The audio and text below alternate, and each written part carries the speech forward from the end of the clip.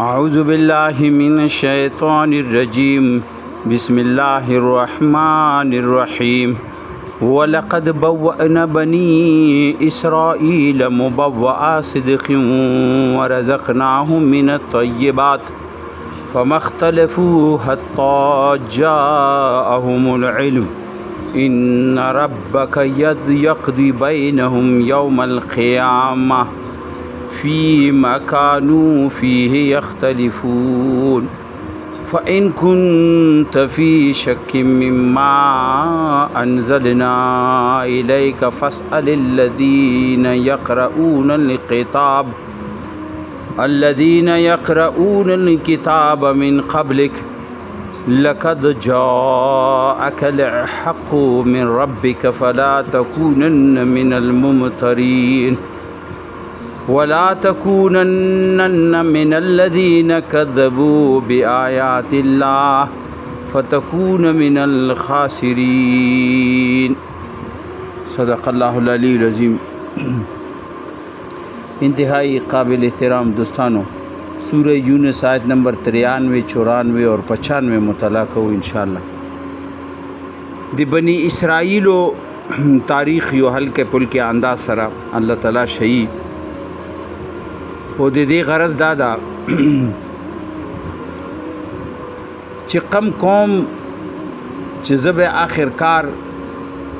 تبه کوم یا ضلالت ګمراهۍ ته ځي زوال ته ځي، نو داسې نه د هغو باندې د ما ډېر نعمتونه وي. او د بني اسرائیل یوه نمونه پیش کوي چې بني اسرائیل قوم چونکې دا نه مخکې د هغوی دا ذمه داري وه چې هغوی کې ما پیغمبران واستولو او په ځمکې کې د الله د قوانینو الله د دین د غلبې ذمه داري وه، مګر هغوی ذمه داري خود پرېږده بلکې خپله هم د هغې نه ډېر لرې لاړلو. لہذا فرمایي ولقد بوأنا بني اسرائیل مبوأ صدق، ما هغوی ته ټکنا ورکړه خو ډېره بهترینه ټکنا مو ورکړه. چاته بني اسرائیل ته کله چې دی د مصر نه ووتو نو د هغې تذکره خو نشته، دا خو ځای په ځای رسي مخکې به بیا رسي.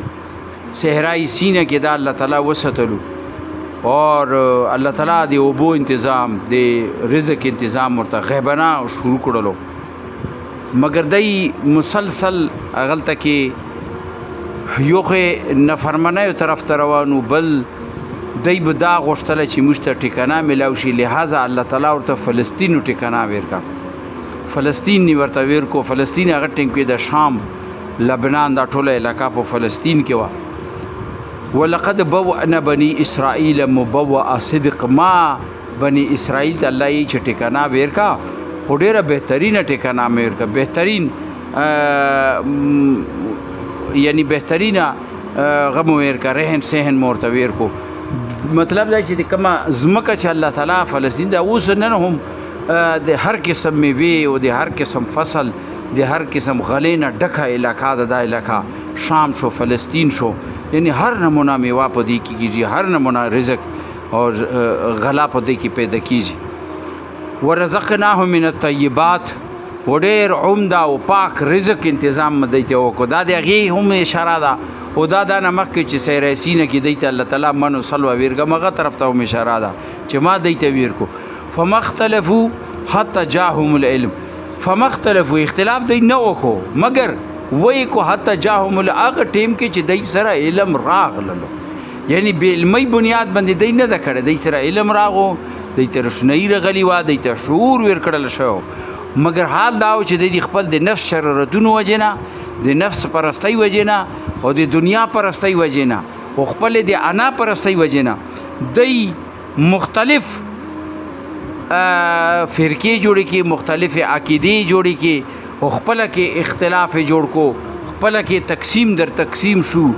حالانکه الله تعالی دی ته پورا علم ورکړی و، الله تعالی دی ته د خپل احکامات ورته رسولي، موسی علیه السلام په ذریعه او بیا هغه د بعدو مسلسل پیغمبرانو په ذریعه الله ورته دا ویلي چې د ما د دین ما د احکاماتو یا د ما تقاضا څه ده تاسو نه، ما ډیمانډ څه ده، د هغې حدود څه دي، شو بد باندې مو پوه کو، غلط او صحیح باندې مو پوه کو، شعور مو ورکو، فهم مو ورکو، مګر دی څه وکړو چې هغه شعور، هغه فهم، هغه سمج او هغه علم دی غلط استعمال کو دی هغه په بنیاد باندې دی خپل دایرې جوړې کړي خپل خانقاهې جوړې کړي خپل عقیدې ایجاد کړي همدغه حال په دغه ټیم کې هم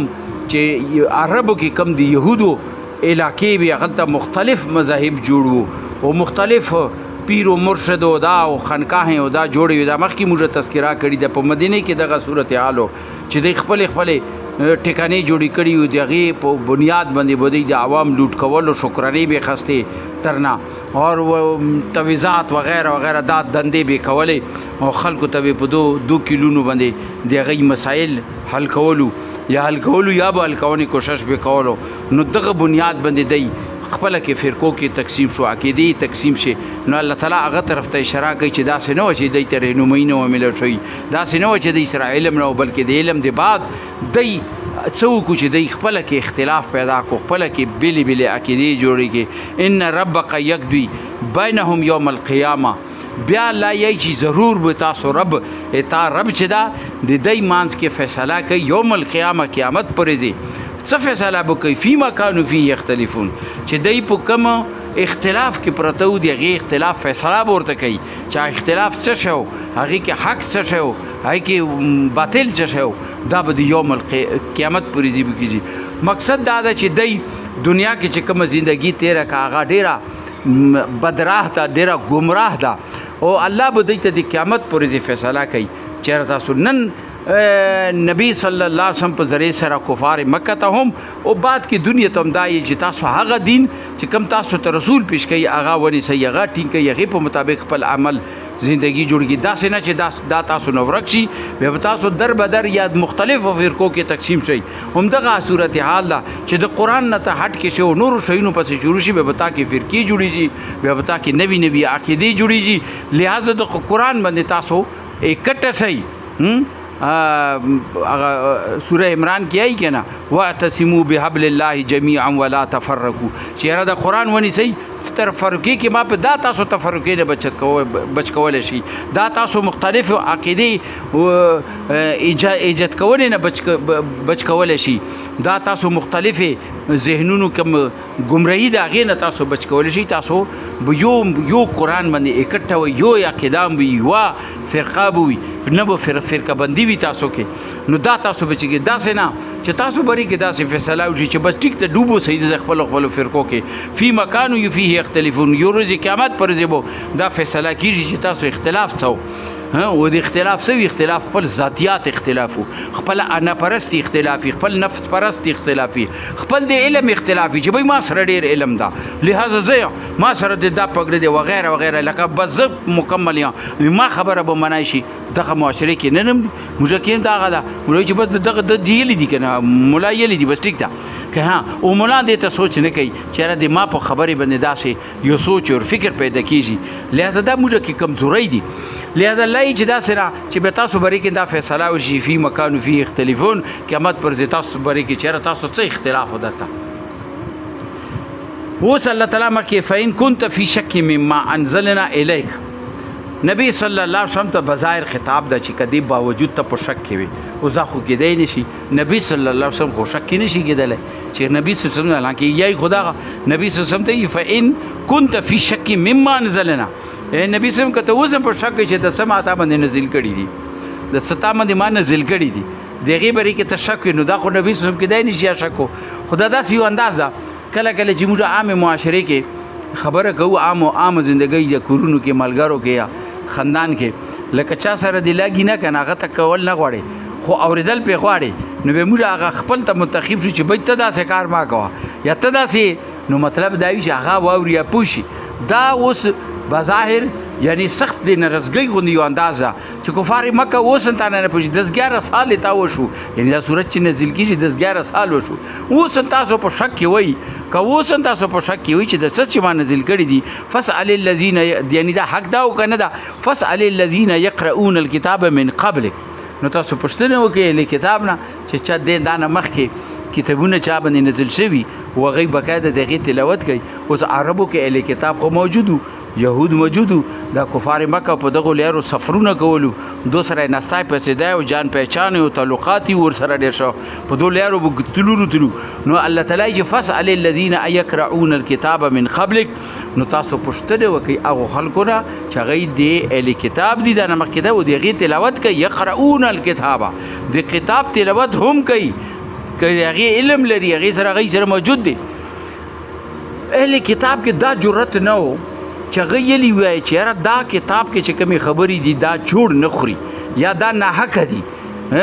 او دا نه حق یعنی حق نه پیش کوي د موږ د کتاب په باب کې دا هغه سره جرأت نه دا الزام هغه کله نه د لیکولای بلکې هغه چې کوم مخالفت کړي هغه یو جوړ یو پروپاګاندا بنديات باندې کړي دا لکه عموما یو دوه فریق وي او یو فریق چې خلک چې ما سره شي او بل فریق چې ما سره شي دا د موږ مذهبي طبقه کې الله دې موږ وسدي او الله دې موږ ته هدایت وکړي په هغو کې موجوده لہذا غي داسې یوه خبره شوشه پرېږدي چې خلکو ته دا غشي چې د ما ملګري شي دا خو ټیک نه ده او دوی به تمام مخالفت اهل کتاب چې څومره کولو په ده بنیاد به کولو دوی دا مخامخ نه رغلو چې دوی یلي وای چې دا کتاب نه حق ده یا کتاب درویغ ده یا کتاب کې کومه خبره ده د هغو د مخکې کتابونو نه خلاف ده دا جرأت هغوی کې نه و هغوی چې کتاب یقینا چې بدل کړی او رد و بدل خپل انداز یې ورکې لیکلی مګر بیا هغه کتاب کې داسې الفاظ نه شو دوی پیدا کولی چې د ده کتاب تردید یې کړی وای لہذا فرمایي چې فسأل الذین پوښتنه وکړئ یقرؤون الکتاب من قبلک چې دا نه مخکې کتاب تلاوت کوي یعنی کتاب دی لقد جاءك الحق من ربک اوس یې چې نبی صلی الله علیه وسلم یقینا چې تا رب طرف نه حق راغله ده یعنی دا انداز هم د دا چې دا نور تاسو نه کوي چیرې واوري چې دا حق نازل ده په تاسو په نبی باندې فلا تکونن من الممترین او تاسو شک شوبې نه بلاتر شي شک ولکه مزن شاملوي ممترین چې کوم شک کوي په هغه کې ځان م شاملوي ولا تکونن من الذين كذبوا بآيات الله او ځان په هغه خلکو کې م شاملوي کم خلق چې دی الله آیتونه جوټلو کوي یعنی دی الله آیات دی الله حکم چې رغله ده هغه حق وګڼي او د هغې په مطابق عملی زندگی جوړونې کوشش شروع کوي دا مې چې که دا موږ اختیار کو بیا به موږ ته نقصان وشي لکه نن چې ته د سود ختم کوونې کوشش کوي یا आवाज وچتای نو دغه نظام او د نظام رقوالی یعنی حکومتي ریاست بتاته دا چې دا سود کوم لري کوم معیشت بکینی دا کله هو دی الله آیتونو جوټلاو دا اگر چې غي دا نه چې موږ نه منو غي چې او سود خو حرام ده خو کدا مشکل اوس څه مطلب شو د مطلب دا شو چې ته ټیک نه دی الله حکم ټیک نه ده نعوذ بالله او چې تا ته یو سړی وای ته یو سړی ته وشي چېرې د دوی لري دي او ته ورته دا وایي چې په د یوې لرې کې کوای د غني دي سپي دي او ځناور دي خراب په دي کې او د بله لیر چې دا سیده ده دا به تا خپل مقام ته ورسوي هغه سیده لیر پرېږدي او هغه غلطې لارې باندې روان شي نو د دې څه مقصد شو د دې مقصد دا شو چې هغه ته ته یایي نه خو د تا خبره یې رد کړله تا خبره یې رد کړله لانکې تا صحیح خبره ورته شیلي ده اوس اپله چې نتیجه راوځي هغه خو هغه سره ده هغه به بد کوي او چې سود کوم نظام موږ نازل ده موږ کې یا دینه علاوه د بېحیایي د فحاشۍ کوم نظام ده یا دینه علاوه مخکې کوم د تالو د کرپشن یو نظام چې موږ کې ده هغه ظاهره خبره ده هغه طبیعي ده او هغه د رد لیار اختیار کړې ده او د هغې نتیجه چې ده نن موږ ټول قوم ته او به حیثیت ټول امت ته میلویږي فلا تکونن من الذین کذبوا بآیات الله بیا الله چې تاسو ځان مه شاملوئ په څه شي کې په هغو خلکو کې چې هغوی د الله ایتونه جوټلو کوي فتکونن من الخاسرین ورنه تاسو به نقصان کې شئ دغسې نه او هغه نه مخکې هغه ټیم کې عوام نقصان کې نه عوام نقصان کې ده نه چې څوک د الله احکاماتو په مطابق عمل نه کوي یا عملي زندګي نه راولي همدغسې ظلم دغسې زیاتای دغسې بې انصفي دغسې بېسکوني دا به موږ په نصیب کې الله د دې نه موږ راوبسي الله دې موږ ته قرآن فهم راکړي دین فهم راکړي دې سمجھ راکړي دې په مطابق عملي زندگی انفرادي اجتماعي موږ ته جوړونې توفیق راکړي رب کریم دنیا بھر کې اسلام ته غلبه ورکړي کفر مغلوبه کې او د کار خیر کې موږ ټول ته خپل حصې چونې توفیق راکړي رب کریم څومره عزیزان رشتہ داران دې